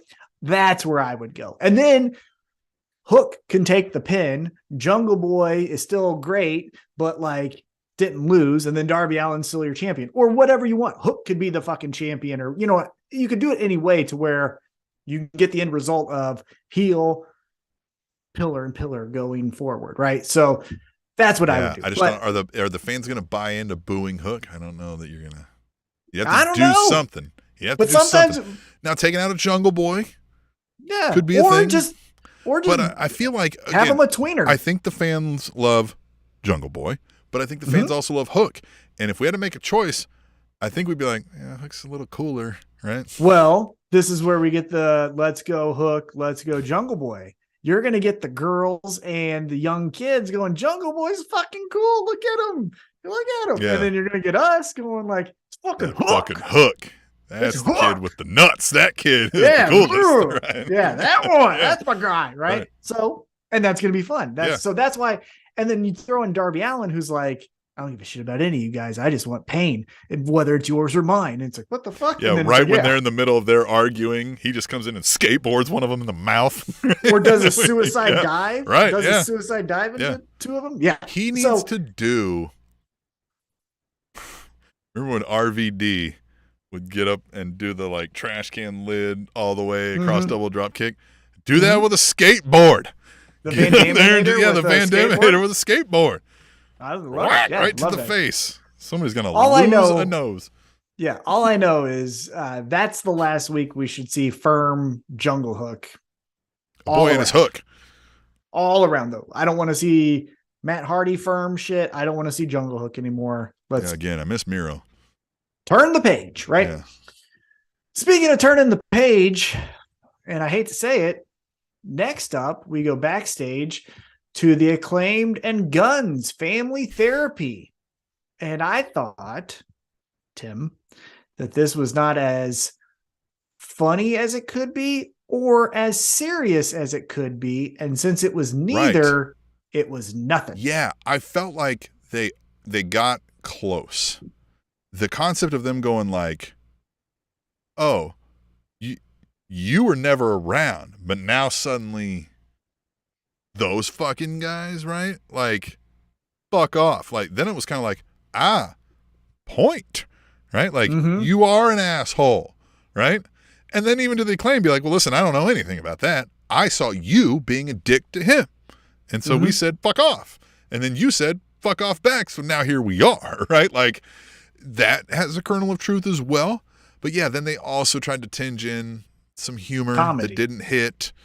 So, that, you know, I like the core of what they were trying to get at. I think they delivered it a little poorly. Yeah. Yeah. I think they should have turned up the volume, as you could say, on one of them. Either make it funny to where the one-liners are like, oh my God, or make it so serious that we go, what in the fuck is going to happen? Yeah. So we leave this segment with the Guns or the Ass Boys saying they want a tag title shot. So think we get it? So my worry here is, do we get this situation where Billy Gunn turns on the Acclaimed and now is back with the Ass Boys? Possibly. Here's what I would prefer, right? If we're going to say Billy Gunn is leaving the Acclaimed, he helps maybe the Ass Boys, or I would prefer this. It's, we want the titles, but what we really want is, if we win, you're not our fucking dad or manager anymore. You just can't be theirs. You're not there for, like, if he's going to go away now or something, just be like, you just can't be their fucking tag team. And then we're left with this, like, Acclaim loses. They're staring like, oh no. And Daddy Ass is like, oh no, right? And now it's this, like, they can't be a thing anymore. And they're like, you know, doing their sad wave goodbye. I would prefer that maybe than this, like, idea that, like, he's going to now turn back and see the light and help his kids, and they're going to heal out and beat the Acclaimed. And now we've got this feud going back and forth. I don't know that I want that. So I don't know. Complete transparency. I know they beat FTR and I know they're getting a lot of TV time. So there's some belief backstage that the Guns, Ass Boys, whatever you want to call them, can get a push and take it, right? I don't know how good of wrestlers they are, but what this is what I'm hoping for. If I could advise Tony Khan or the five He's of them, watching. Right. But this is what I would do. I would say, all right, we're going to do this match, Guns versus Acclaimed. Billy Gunn is barred from ringside. He can't be there for Acclaimed or the Guns. I would have it be a knockdown, drag out fight where just a hand lays on one of the Guns. The Acclaim get the victory. The Guns say, "You son of a bitch, like you couldn't do it again." So then we do it again. And then again, the Acclaim somehow get a roll up where we go, "This is awesome." That kind of a match, right? And then the Acclaim are like, "We're finally the champs." The Guns are like, "Motherfucker." But then Billy Gunn doesn't come back. Billy Gunn this is where you're done. This is fuck off, right? Because scissor me, daddy ass. Scissoring is still fun. We can still do the scissoring. Of course. But the daddy ass thing, we can kind of push to the side. Because what would be good is, again, make me miss it. And then it's more fun when you bring it back. Send them off for 6 months. Well, because that's the thing. We can run into a situation where we've now tied them to him. Right. And that's what I'm saying. We don't want that. You send Billy Gunn off after this trio of matches, or however many good matches you want to get out of these 4. And then when there's a JAS, right? JAS comes to take over the Acclaim 2.0, and Jericho and all of them want those tag titles. Then Billy Gunn in July comes out and is like, "What the fuck do you think? I was gone?" And then it's scissor me daddy ass. Yeah. And we're like, "Oh." Like, or I even like this idea. You do what you were saying. He's gone, right? They when he doesn't come back, right? Mm-hmm. Let's say a couple months come down the road, they're still winning. He shows up one day and he's like, "Hey guys, sorry I've been gone. Like, let's go." And they'll kind of be like, "Hey, listen, man, I think we've moved on, right? The catchphrase isn't there anymore, or whatever." And he's just like, "Oh, okay." And then you get the Gun Club walking in and being like, "Sucks to be you, bitch," right? Like, so they don't even love him, and he's left alone. Like, what'd I do, right? Like, yeah, that's a fucking cooler story. You know what I mean? Like, I don't know. I'm afraid we're gonna get him. "I love my kids," and I don't want that. I want him to go away so that when the Acclaimed have their backs up against the wall and it looks like all hope is lost, he can make the save next winter, right? Like at the end of the year. And then it's, "Oh my God." And then Tim, me and you're going to be like, "Scissor me daddy ass." Yeah. And then we love crowd's to do gonna chant it again. "daddy ass." Right. And we're going to do it. And then we get it and everyone loves it. And that's how we end an episode of Rampage or Dynamite, right? Like that's what I want. So anyhow, we'll see what happens. After a commercial break, though, as mentioned earlier in the show, Hangman is backstage, interviewed by Renee Paquette. And Renee says, "Hey, you were kind of vague last week when you're like, you talking about your past. So like, what do you want?" And Hangman straight up says, "Hey, to move forward, I'm looking in the past. And the last time we were in Ohio, I got knocked out. So for me to move past what's my current situation, I'm going to knock out Jon Moxley." And Renee got to do the rubber match in his home. Renee Paquette's like, "You motherfucker, what?" And Hangman's like, yeah. And here's again where timing could be better. But then Wheeler Yuta was just standing next to him, because then he's like, "Hey guys, you want to fight Friday night?" And Hangman's like, "Yeah, fuck you, buddy. Sure." The part that I really disliked about that is he comes in and he's like, that I get, right? "Hey, I saw you doing this interview. I'm hanging out over here, so I'm right here," right? I can look past that, right? Because like, "Hey, I saw you here, so I stuck around to see what the fuck you were going to say, because I knew you were going to say something fucking stupid. And you just said something stupid, right?" But he's like, "I got that." But then he's like, "Moxley will be there," and he accepts. If I'm Moxley, I want to see Moxley now be like, hey. Of course I accepted his match. And of course I'm here, but you did not ask me, and you spoke for me. We've got a problem, and we're going to settle this after I'm done with this business." And just kind of leave that hanging, right? Like leave that hanging a little bit. So I want you to remember, Wheeler Yuta just showed up the second that a Blackpool Combat Club member was mentioned. I want you to keep that in the back of your mind as we move forward. So Friday night, we're going to get Hangman versus Wheeler Yuta. Next up is Brian Cage versus Bryan Danielson. Yeah. And this is fun, right? We're having fun here. Brian Cage is working over the arm because, again, he got a big stack of cash to break Bryan Danielson's arm. Well, Bryan Danielson beats him. Haha, you suck. After the match, though, Brian Cage is taking a chair to Bryan Danielson's arm with the help from MJF. all on the side, like on the ring post. Like they're working him all over, dragging him around like a dog. Working him, wearing him like a hat around the arena. Yep. And guess who makes the save, Tim? It's not Will or Yuta. Not anybody in the Blackpool Combat Club, is it? Like it's nobody in the BCC. It's Takeshita. And it's like, how is the Blackpool Combat Club a thing if they just hate Bryan Danielson? Now, if you want to explain next week where Bryan Danielson, who later cuts his impassioned promo, if Bryan Danielson approaches him and is like, hey man, you're talking for Moxley, but you're not helping me.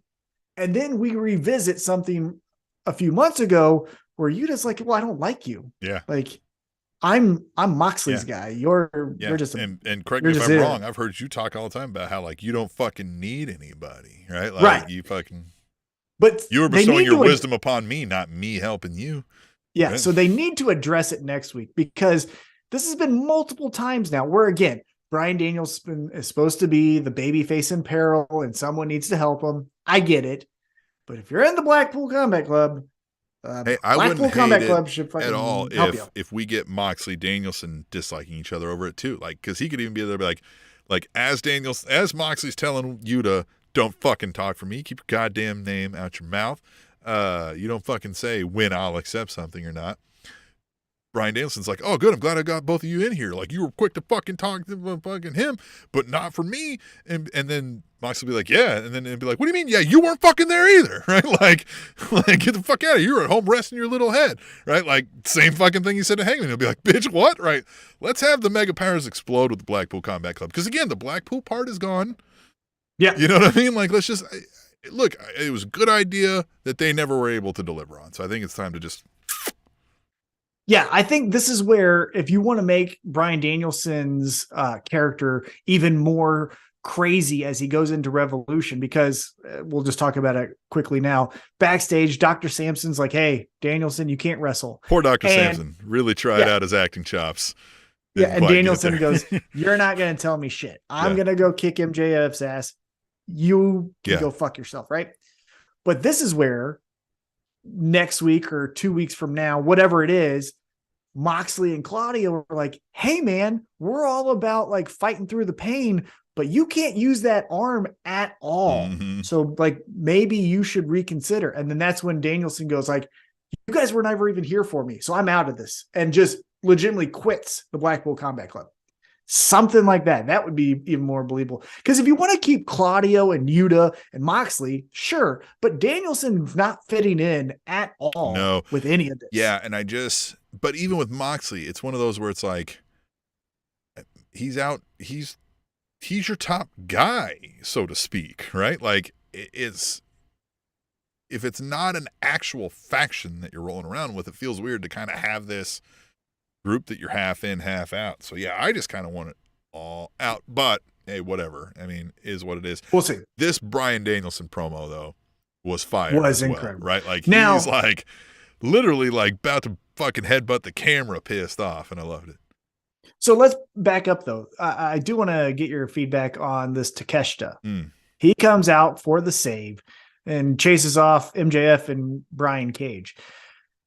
Do you secretly think that through this whole process of leading up to MJF versus Danielson, the one who's going to look the best is this Takeshita? Do you think he becomes the guy that wins the TNT championship or the All Atlantic championship and takes it over to Japan and defends it there? Like, maybe what do you something think of that regard. I think AEW, we blamed WWE for the way they have brought over Japanese talent before and then not know what to do with them.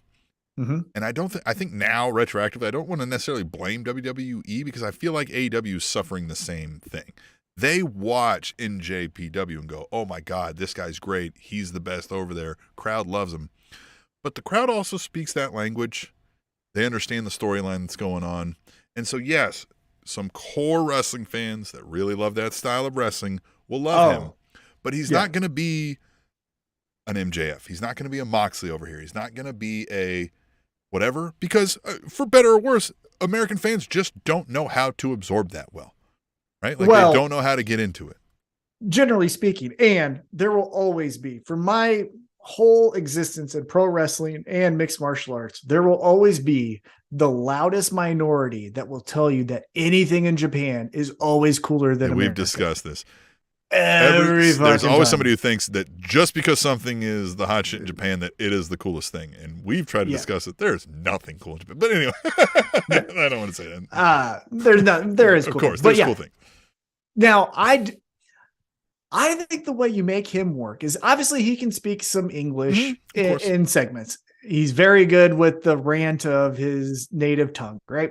I would say let's run with that. I would say you make him, and I'm using this kind of as a really loose character, make him Japanese Ken Shamrock, where he's fucking about to go off on every motherfucker, and it's, why is he yelling at me? I don't fucking like you. I like this too. Yeah, where if like he's belligerent, he's angry, but like everybody's like, Jesus Christ, the fuck's this guy saying? But then the moment he gets you in the ring, he's snapping your fucking ankle, and you're like, Jesus Christ, man, please don't hurt me. Right? Like, yeah, of course.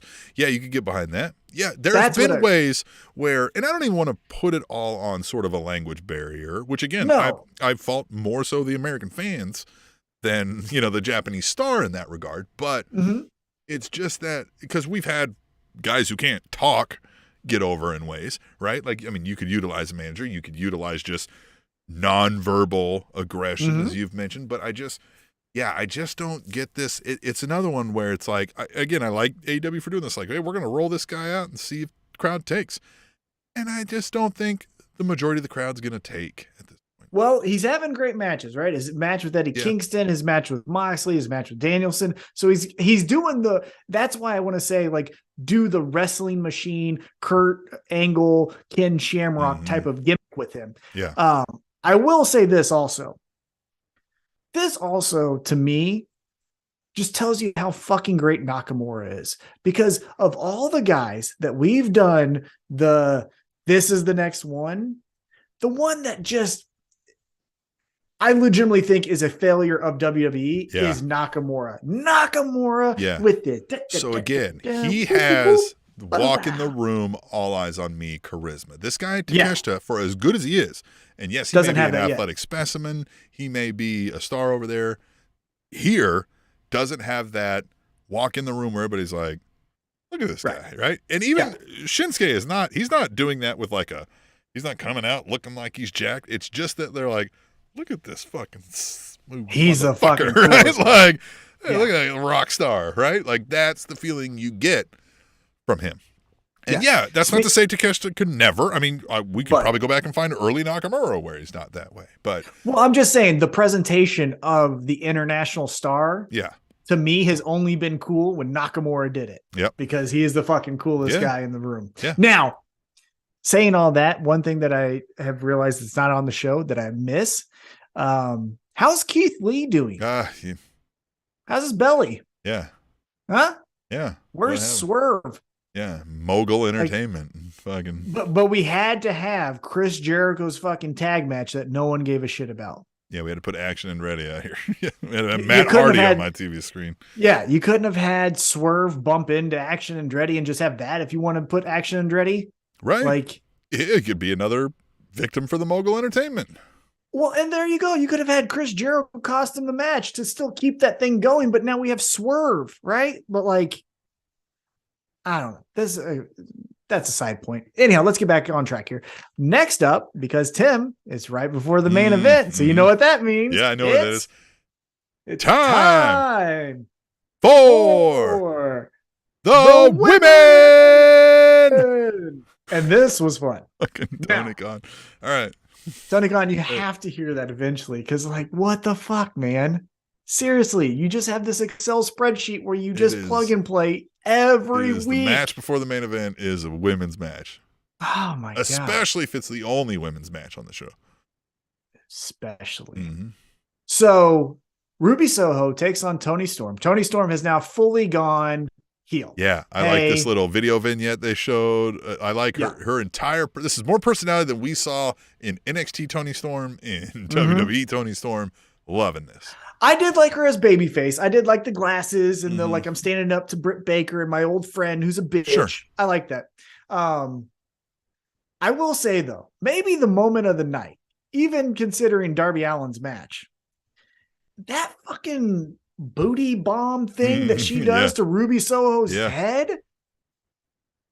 Like, fucking Christ, and this man. match was great. I loved the, we talk about this all the time, right? We say moves don't matter, right? And everybody, does. And we discuss how we like stories, right? But I even like to break it down to in the match, right? Like, you can miss me with the 14 triple spinning over your ball sack plancha dives that the Young Bucks did versus this one spot where Toni Storm fakes the nose injury, right?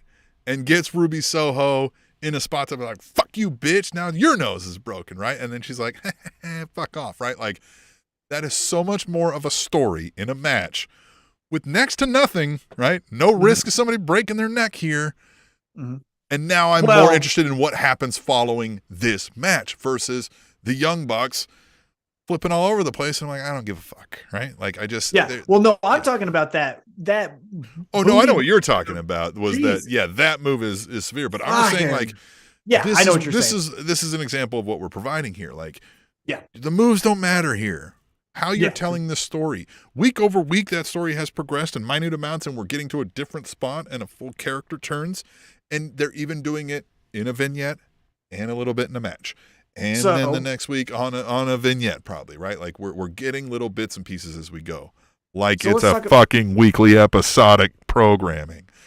Well, let's talk about the finish here. Yeah. I thought this was weird, to be honest with you. Yeah. So, in AEW's history that I can recall, the music playing has never distracted anyone, except for now it distracts the woman, Toni Storm. Britt Baker's music hits. Toni Storm looks and is like, what the fuck is that? Now, they do have history, so it makes sense that, like, I don't like that girl. But Britt Baker just does the DMD. It doesn't do anything. And Ruby Soho gets the victory. Ruby Soho, to her credit, then looks confused, like, why did that bitch help me? I don't like her. Last time we talked, we had the promo of the century for the women's division when we were talking about, you're not the runaway, you got fired. Well, you're just another girl banging a guy in the back. Like, that shit was still fucking awesome. But Ruby Soho's confused of why Britt Baker helped. Britt Baker seems like she's now babyface because she's homegrown. Yeah, I think I don't like how that pulled off because yes, I think that is where we're going, right? We're going to get a group of ex-WWE prominent females versus a group of AEW originals, if you will. And so help me, I think one of these WWE ladies is going to be fucking Mercedes Moné. Nope. No. Ugh. No. Tim. No. No, it's not. Yeah. Oh, she's too busy putting New Japan on the map. Well, yeah, of course. Duh. You're right. Yeah. Dude, did you ever hear of New Japan before Wrestle Kingdom when she showed up? Yeah. My only hope is that's just her healing it up, which, is fine. Whatever. Right. No, that's her totally. But I don't feel like it is. Yeah, I know. I'm trying to give her a little bit of credit. But anyway. What a moron. Trying to balance how many times I shit on someone. No, she's a moron. I will gladly. Unless I meet her and change the opinion in person, I will gladly call her a moron every chance I get. But yeah, so I think we're getting there, and I think this was how they were like, and to some extent, even as a heel, we all love Britt Baker, so you can roll her out there and ask her to get a cheer at any moment's notice. So that one, it's like, yeah, okay, but yeah, it was just, it was kind of empty. It was like, what? Yes, you distracted her, but like I hate to like distract you for a roll up. Like distract you so I can whack you in the back of the head with a steel chair, and now you can't do shit about it. I understand, right? But the idea of like you made me look over here. Well, during a wrestling match, again, if this is a real thing, we're constantly running around. I'm having to readdress my surroundings and my bearings in a moment's notice. I have to be kind of quick on the draw. That's part of what's going on. So why does that suddenly fail because some other external stimulus that happens throughout the fucking show? You guys are used to music. You can hear it in the goddamn locker rooms. Right? Yeah. Like it's weird that, again, like you said, the music pops is so distracting that it would cost you a match by a simple maneuver, right? Like a simple toe hold. It's just weird. Right. Yeah, I don't like it. And again, AEW's never really done that, so it also felt a little cheap because now all of a sudden they're going to do it this first time and to the women of all, like the one match that they get. So it kind of women are always distracted, right? So if I yeah. I don't know why I gave Tony Khan a Vince voice there. Why not? So we go backstage and MJF is in a closet, it looks like. He even says that. He says, I'm sorry I have to be in here, but like some people can't handle them. So like he basically had to lock himself in the closet. But Tim, then he says just a throwaway line that legitimately made me almost drop my heart because I didn't know what the fuck he was going with. Where he said, well, I'm not the first Jew to hide from a blue-eyed person. Yeah. Bro, he's like not the first Jew to lock himself in a closet and hide from a fucking, I was like, Jesus Christ. And again, I get you're Jewish, so you have a little bit more leeway to speak about Jewish history, but that had nothing to do with the story. I know. But hey, I mean, he was kind of like, let's be honest, right? Like, he got me off my phone. He still does these things where, again, he's heel, and he's saying things we don't like, and he's a bad person, but he had, like, every good villain has something where you can go like, I get it. Right? Like, I see, right? And that's kind of one of those things where it was like, he's like, hey, let's face it, these fucking fucks would love to kill a Jew, right? And you're kind of like, yeah, I know, I get what you're saying. You know what I mean? Like, I know what you're saying. I don't know if it's Danielson. Right? I know. It's like, yo, bro, like, hey, listen. A lot of them fucking oath keepers got them beards, you know what I mean? Like, they live up in the mountains of Washington. because then it's like, what are you alluding to? Is there something we don't know about our favorite babyface? Am I misunderstanding? Yeah. Anyhow, Bryan Danielson is not the libertarian right-wing nut job. However, we know enough to know. He's probably right there with you, saying, "Yeah, fucking, they want to kill." It's so weird. Well, let's hope. Yeah, great little dig there in that line specifically, but the overall promo also good as well, which again, as we've discussed, very Samoa Joe-esque, where everything he delivers to MJF is at its worst a B+. Yeah, so here he goes, and he says, Takeshita, you better keep out of my business, which again makes me think that we might get he doubled down on the take a shit. He said like, of course I know your fucking name. Like, of course I speak to me. He's like, I just think it's fucking hilarious. And the fact that you guys don't agree. Right. Like, so I think we're going to get some type of way that Bryan Danielson says, hey, I've been wrestling this entire time. You have to wrestle at least once before the pay-per-view. I wouldn't be shocked if it's those two, MJF and Takeshita. Yeah, that makes sense. But the surprise of the night is MJF says, hey, you've been beating these guys, but I know someone who's just as technically as gifted as you and just as ruthless and mean and bastardized as you. That isn't Pac. And it's this guy from Pro Wrestling Noah and formerly NXT, Timothy Thatcher. And that motherfucker is cool as shit. Yeah, I like Timothy Thatcher. Is... If you've only known him from NXT, you've got a watered down version of what this guy brings from a whole kind of character standpoint. And so this is one thing that AEW is getting better at. Back a year and a half, 2 years ago, MJF would talk about Nick Gage, right?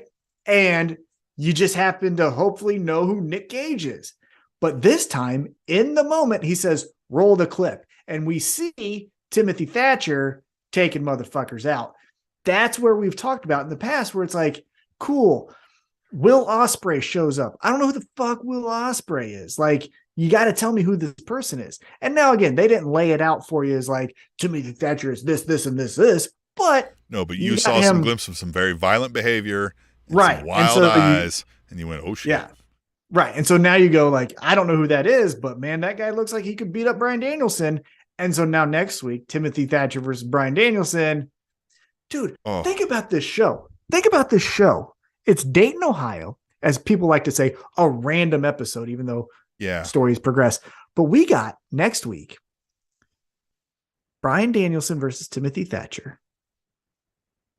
Samoa Joe versus Darby Allin in a no-holds-barred match.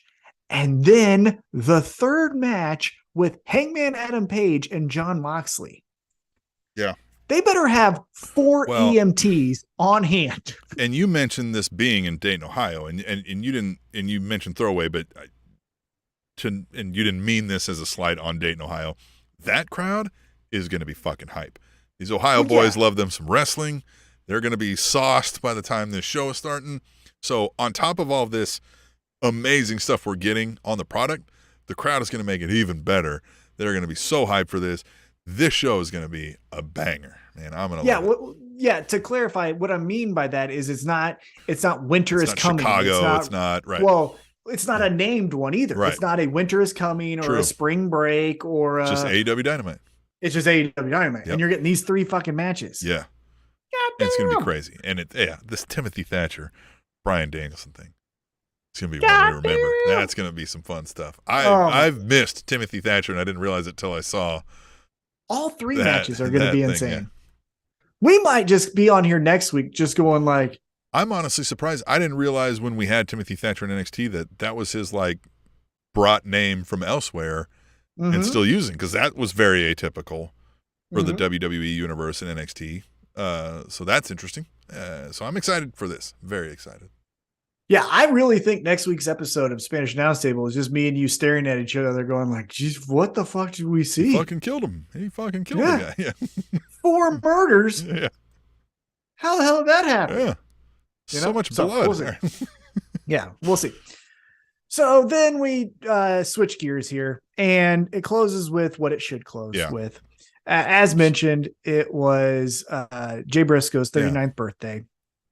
And Mark Briscoe makes his AEW debut, which he has not made his Tony Khan debut. As mentioned, he's had matches in Ring of Honor, which is now owned by Tony Khan. So this wasn't necessarily like a complete out-of-the-box moment where Mark Briscoe just shows up at random company. Right, yeah. We knew who Mark Briscoe was. Right. Because Tony Khan owned Ring of Honor and has been doing matches under a Tony Khan owned Ring of Honor. Well, we've even seen a promo from the Briscoes. Yes, but I just want to say, so it wasn't like he showed up at he made his AEW Dynamite in-ring match debut. Yes. Right.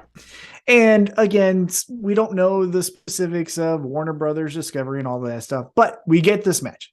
Mark Briscoe versus Jay Lethal. I don't want to get too much into it because, again, I might cry again. However, the points I do want to talk about real quick, Jay Lethal, absolute huge credit to him. Obviously, Mark Briscoe has the whole world looking at him, right? The whole wrestling world is going to see how he's going to act to the whole situation. However, other people were also close to Jay Briscoe, Jay Lethal being one of them. And this poor guy, I mean, I know he wanted to do the match, but I don't know if I've ever seen anyone so beat up, tore up, emotionally not stable. I mean, you get what I'm saying. Before a match, like he was crying before the match even started, and it was just incredible. And we do have one tweet the table here from Katie where she says it's heartbreaking that it took, at Katie First Lady, by the way, she says it's heartbreaking that it took a tragedy for Jay Briscoe and the Briscoes to get any recognition on AEW Dynamite. Kudos to Tony Khan for making this right. # tweet the table. And again, we've been told that this was a Warner thing, and who knows and whatnot. But and I don't even think she specifically called out Warner there. She said it's a shame that it took this for them to get some recognition. And yes, of course, I mean, it's all a shame. What has happened sucks. But we did get that recognition. They did close a show here with the man's name now, and Mark Briscoe getting a chance to shine. And yeah, I mean, just very emotional. The match, again, a good match. Mark Briscoe, you talk about Jay Lethal, man, to be able to hold it together. Yes. I mean, you have a brother. I have a brother. Everybody understands what a loss of losing your brother would be like, but they were brothers and best friends. You know what I mean? And working partners. And they might have spent more time with each other than they spent with probably most others in their lives for the last 40 years now. And it just, I can't fathom how you function. Anything. I don't know how you get up and feed yourself, let alone go out and be like, I'm going to go work a wrestling match on the main event on national television live with another guy who's crying. And I don't know how you do it. And so kudos to them. for finding that sort of gusto in themselves, that ability, right, to push through. And again, for great intentions, if it's to honor Jay Briscoe, man, the other thing I was going to mention is this was not just a, tackle, headlock. This wasn't a 5 moves of doom. Right. This was, hey, I'm putting this guy on a table and I'm jumping off the top rope with an elbow through his chest. Like they got after it. They went in there to get after it again. Yeah. So credit to them for not lack of a better term, but like phoning it in, right? Yeah. They went after it. Yeah. And so awesome. But another thing, and Tony Khan is good at touches like this. Like, so we had that match, but it's also, as Excalibur says, hey, the other guy's powdered out and we got the ROH commentators here, right? Like those small little details add an extra touch as well. And I just thought the whole thing was done very well. I really do want to check out this whole tribute show that they did that you mentioned. And yeah, I mean, it was just, it is sad and tragic, but it's also a good, heart feeling to see that match and all the support that Mark Briscoe is getting on the stage from all those folks who, again, as they're standing on the stage, you can see some of them so affected to barely be able to stand out there. And it's just, it sucks, and there's no real way around it. And I just applaud all of them for having the courage to kind of push through. Well, and that's what I was going to say. I applaud, congratulate, whatever word fits best here. But unfortunately, AEW, this was not their first time with someone on the active roster having an untimely death. And not that you want to be the like, hey, they're always going to do this well. But now they have kind of a track record with COVID, with Brody Lee, and now with Jay Briscoe. They've never not done this well, is what I'm getting at. So credit to them for understanding how the pro wrestling fan may want to receive a television show that has this type of news in it. And for being a company that's 3.5 years, 4 years old, the stuff that they've gone through, and this isn't just an AEW love fest because COVID also affected WWE, you know what I'm saying? And the rest of the world. But but I think AEW has, like you said, for only being 3.5 years, they do seem to have a good feel on the pulse of the wrestling industry, at least at its core fans. And this is, it shows in moments like this, where this feels, and WWE has given us some very heartfelt, honest truths. Right. I'm not, and I'm not saying that they're bad at it. I'm just saying that for a company that's less than 4 years in business, for them to do this well, where the lasting image is right in between us right here, that's pretty remarkable. Yeah. So credit to them for that. I agree. I don't know any other way to end it. You know what I mean? I don't have anything else to wrap up, I guess. As Tom said, go check out as much of the Briscoes' work as you can, because even if you understood what the Briscoes were and understood their legacy, but honestly never really watched much of them, kind of like we had said was to us because we didn't have the TV channel, you know what I mean, that sort of thing. If you get the chance, there's YouTube, there's the Honor Club. If you got the dough, check out their stuff, because, man, you will be surprised how good they actually were, that it wasn't just the Dem Boys gimmick, that, like, these were some solid, actual hard wrestlers. One still is. We did not lose both of them, of course. We lost the one, Jay Briscoe, and that's sad. And I guess we'll just leave you with that. And next week, we'll have 420. So if you got any good ideas of how to be the beer sponsor of the week, maybe hit us up, is all I'm saying. Talk to me on the side. And maybe we'll have maybe a happier outlook at the end of that show, where, not to make light of this tragedy or sweep it under the rug, but it does feel a little somber here at the end because of that. And we appreciated the match from Jay Lethal, a person we have met, great guy and clearly affected by this, and of course Mark Briscoe. And so I think until then, we will just take our leave and we'll go tend to our cops and tigers, and we'll see you next week. The Spanish announce table.